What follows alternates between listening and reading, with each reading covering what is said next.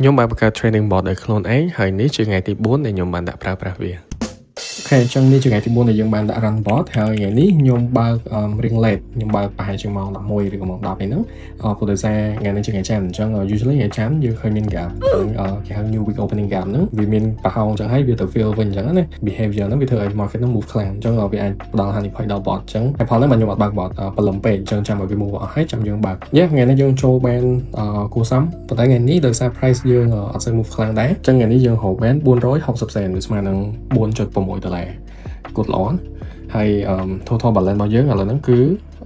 $343អញ្ចឹងយើងបាន profit $43អញ្ចឹងបាននេះគួរសមដែរហើយនៅក្នុងវីដេអូមុនខ្ញុំឃើញមានអ្នក comment សួរច្រើនតាក់ទងនឹង bot ហ្នឹងថាអាចប្រើបានអត់ឬក៏ launch ពេលណាអញ្ចឹងណាអញ្ចឹង bot នេះខ្ញុំកំពុងតែ test នៅឡើយទេខ្ញុំអត់ទាន់បានដាក់ launch ថាអាចប្រើបានទេប៉ុន្តែខ្ញុំអាចនឹងដាក់ launch ឆាប់ៗហ្នឹង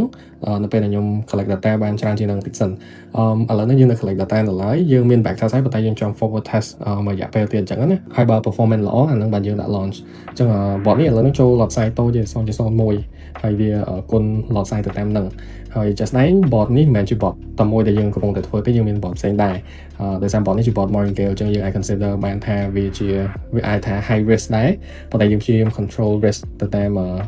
ចម្ងាយនៃការចូលហ្នឹងណាដូចខាងលើនេះយើងឃើញចូលរៀងញឹកប៉ុន្តែដល់ពេលមកដល់ក្រោមយើងចូលរៀងវើវិញអញ្ចឹងអាហ្នឹងវា bot ហ្នឹងធ្វើការ control risk ទៅតាមនឹងដែរអញ្ចឹងនេះជាលទ្ធផលថ្ងៃទី4អញ្ចឹងបើចង់តាមដាន journey នៃការធ្វើ bot របស់ខ្ញុំអាចចុច follow បានឬក៏ចូល Telegram channel របស់ខ្ញុំបាន